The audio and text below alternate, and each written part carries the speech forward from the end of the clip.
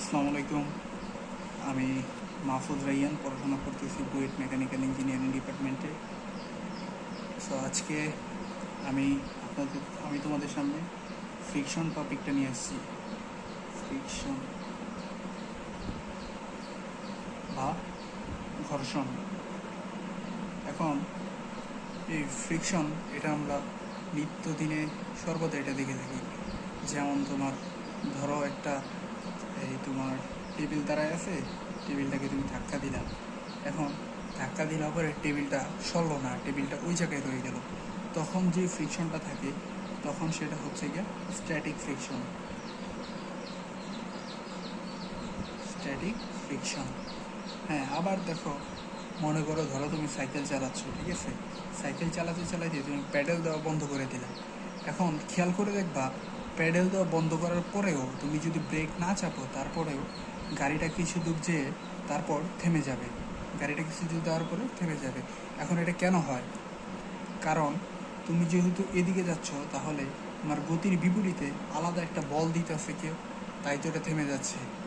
এই যে আলাদা একটা বল কাজ করে, সেটাই হচ্ছে তোমার গতি ও ঘর্ষণ বল বা kinetic friction. Kinetic friction force. Force লিখলাম না, শুধু কাইনেটিক ফ্রিকশনই লিখলাম। এখন প্রথমে আসি স্ট্যাটিক ফ্রিকশন নিয়ে। তাহলে প্রথমে আসি আমরা স্ট্যাটিক ফ্রিকশন নিয়ে। এখন শুরুতেই বললাম, স্ট্যাটিক ফ্রিকশনকে একটা বস্তু সর্বদা স্থির থাকতে চাবে, সেটাই হচ্ছে স্ট্যাটিক ফ্রিকশন। এবং এই স্ট্যাটিক ফ্রিকশনের ভ্যালু সেটা হচ্ছে চেঞ্জ হতে পারে। তার মানে কি? Value changeable. এখন পরীক্ষার মাধ্যমে দেখা গেছে স্ট্যাটিক ফ্রিকশনকে এফ অফ এস দ্বারা ডিনোট করা হয়। এবং পরীক্ষার মাধ্যমে দেখা গেছে স্ট্যাটিক ফ্রিকশন সেটা হচ্ছে তোমার নর্মাল ফোর্সের সমানুপাতিক। নর্মাল ফোর্স কি তোমার? নর্মাল ফোর্স হচ্ছে, মনে করো এই যে একটা ব্লক রাখা আছে, এই ব্লকের উপর এই যে ভূমি বা গ্রাউন্ড যে ফোর্সটা দিতেছে, সেটাই হচ্ছে গিয়ে নর্মাল রিয়াকশন বা হচ্ছে প্রতিক্রিয়া বল। ঠিক আছে, এটার সমানুপাতিক।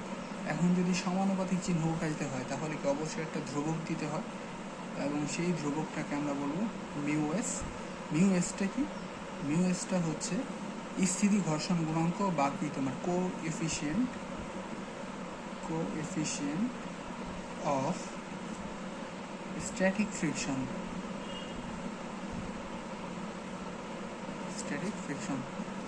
এটাই হচ্ছে যে আমাদের স্ট্যাটিক ফ্রিকশনের ফর্মুলা।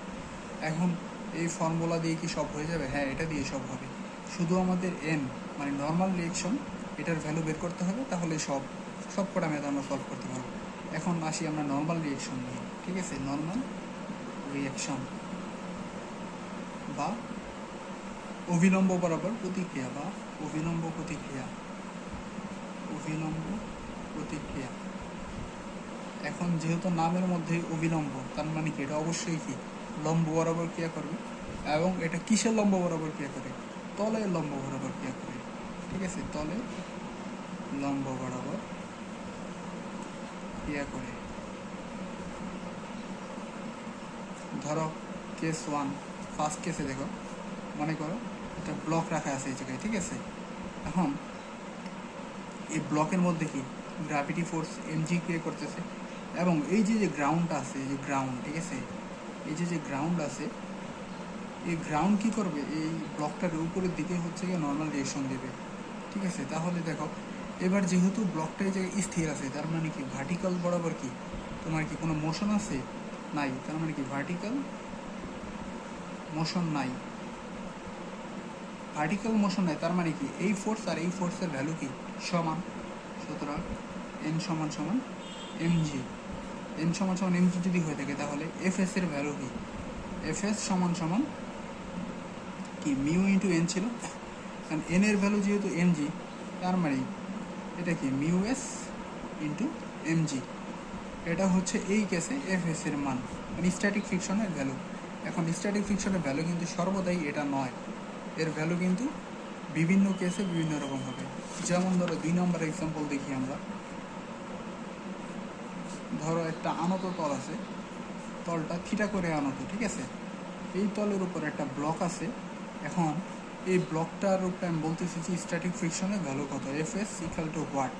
এবার সলিউশনে আসি আমরা। দেখো এখন আমাদের কি করতে হবে জানো, এই তল বরাবর তো তোমার কি আমার নর্মাল রিয়াকশন বের করতে হবে সবার আগে। তাহলে চলো বের করি। এই যে থিটা, এখন দেখো শুরুতে নর্মাল রিয়াকশন, এখন তলকে এই ব্লকটা কিসের উপরে আছে, এই যে দেখো এই ইনক্লাইন সারফেসটার উপর আছে, ঠিক আছে। তার মানে ব্লকের উপর প্রতিক্রিয়া কে দিবে, এই ইনক্লাইন সারফেসটা ব্লকের উপর প্রতিক্রিয়া দেবে, এই সারফেসটা দিবে, ঠিক আছে। এই সারফেস যদি প্রতিক্রিয়া দেয় তার লম্ব বরাবর, এই তলে লম্ব, এই যে দেখো এই তলের সাথে লম্ব বরাবর নর্মাল রিয়াকশন লাগে, ঠিক আছে। এখন দেখো ব্লকের উপর কিন্তু আবার ওর গ্র্যাভিটেশনাল ফোর্স এমজি আছে, ঠিক আছে, এমজি কাজ করতেছে। এমজি যদি কাজ করে, এবার দেখো আমাদের এমজিটাকে রিজলভ করতে হবে এবার, ঠিক আছে। কারণ কি এই দুইটা তো সেম অ্যাঙ্গেলে কাজ করতেছে না, এবার তো তুমি বলতে পারবে না ভার্টিক্যাল বরাবর মোশন নাই, এর জন্য আমাদের রিজলভ করতে হবে। রিজলভ যদি করতে চাই, দেখো এই অ্যাঙ্গেলটা যদি থিটা হয়, আর এটা যেহেতু এই অ্যাঙ্গেলটা থিটা বলছি, আর এই ওজন কি বলতো, এই সারফেসের লম্ব বরাবর যেতেছে, এই যে যে আর্থ আছে, আর্থের কি ঠিক লম্ব বরাবর সেন্টারের দিকে যাবে, তাহলে এটা তো 90 ডিগ্রি, তাহলে এটা কি 90 মাইনাস থিটা, অ্যাঙ্গেলটা কি 90 মাইনাস থিটা, ঠিক আছে। আবার দেখো এই যে এই অ্যাঙ্গেলটা কি 90 ডিগ্রি না, তাইলে এটা যদি 90 মাইনাস থিটা আর এটা যদি 90 ডিগ্রি হয়ে থাকে, তাহলে এই অ্যাঙ্গেলটা কত বলো, এই অ্যাঙ্গেলটা হচ্ছে তোমার থিটা, ঠিক আছে। এই অ্যাঙ্গেলটা হচ্ছে তোমার থিটা। তাহলে এবার যদি এমজিকে আমরা ভাগ করি, দেখো এখানে ছিল ব্লকটা, এই বরাবর ছিল এন, এই বরাবর ছিল এমজি, আর এখানে ছিল থিটা। তাহলে এই বরাবর কি কাজ করবে, MG cos theta, MG cos theta. এই বরাবর কি এমজি সাইন থিটা, ঠিক আছে। এখন রিজলভ করছি, তাহলে তো এই ফোর্সটা চলে গেছে, এই ফোর্সটা বাদ দিয়ে দিব আমরা। এবার দেখো এবার তো ভার্টিক্যাল বরাবর কোনো মোশন নাই, এই ভার্টিক্যাল বরাবর কোনো মোশন নাই। আবারও লেখো no vertical motion, no vertical motion. সুতরাং কি বলতে পারবে, এই নর্মাল রিয়াকশন এমজি কস থিটার সমানুপাতিক, সমান সমান M equal to MG cos theta. এবার ফ্রিকশনের ভ্যালু কি, স্ট্যাটিক ফ্রিকশন কত, এফ এস সমান সমান মিউ এস ইন্টু এন সমান mu S into MG cos theta. এই কেসে হচ্ছে স্ট্যাটিক ফ্রিকশনের ভ্যালু এটা। এবার আরেকটা কেস দেখি, 3 নম্বর কেস। 3 নম্বর কেসে আমরা দেখি, মনে করো একটা গ্রাউন্ডের উপর ব্লক রাখা আছে, ঠিক আছে। ব্লকটার ভর ধরলাম এম, এবং আমি এই ব্লকের উপর এভাবে ফোর্স দিতেছি সার্টেন অ্যাঙ্গেল থিটাতে, আমি এই কর্নার বরাবর ব্লকটাকে চাপ দিতেছি। এবার বললাম আমি এফ এস এর ভ্যালু কত। সলিউশনে চলে যাই। আমার প্রথম টার্গেট কি, নর্মাল রিয়াকশন বের করা। আমাদের প্রথম টার্গেট হচ্ছে নর্মাল রিয়াকশন বের করা, এটা হচ্ছে ফার্স্ট প্রায়োরিটি, এটা হচ্ছে ফার্স্ট প্রায়োরিটি, ফার্স্ট প্রায়োরিটি। এখন নর্মাল রিয়াকশন বের করতে হবে। এবার চলো আবার আগের মতো এটাকে রিজলভ করতে হবে। ধরো এবার দেখো এই ব্লকের উপর কি সবসময় কি গ্র্যাভিটি এমজি ফোর্স দিবে, এবং এই ব্লকটা এই তলের উপর আছে, এই তল কি নর্মাল রিয়াকশন দিবে। এইবার দেখো এখান দিয়ে দেখো এই ব্লকের উপর আমি থিটা কোণে একটা ফোর্স দিতেছি, এফ মানে ফোর্স দিতেছি। এবার এটাকে রিজলভ করো তো, রিজলভ যদি করো তাহলে দেখো এটাকে ফোর্সটাকে বাড়াই দেবো এইদিকে, এই যেন এফ, আর থিটাটা কি গ্রাউন্ডের সাথে ছিল, এই যে থিটা। এবার যদি এটাকে রিজলভ করো তাহলে এই বরাবর কী আসবে বলো তো, এফ কস থিটা, আর এর পারপেন্ডিকুলার বরাবর আসবে এফ সাইন থিটা। আর যেহেতু এটাকে রিজলভ করছি তার মানে এই ফোর্সটা আর নাই। এবার কি no vertical motion, no vertical motion. দেখো এই বরাবর কোনো মোশন নাই, তার মানে তুমি বলতে পারবা এই যে যে উপরের সব ফোর্স আর নিচের সব ফোর্স সমান। সুতরাং এন সমান সমান এমজি প্লাস এই যে দেখো F sine theta, F sine theta, ঠিক আছে। তাহলে এবার এফ এস এর ভ্যালু কত, সুতরাং এফ এস বা স্ট্যাটিক ফ্রিকশনের value mu S into N বা mu S into mg plus F sine theta, ঠিক আছে।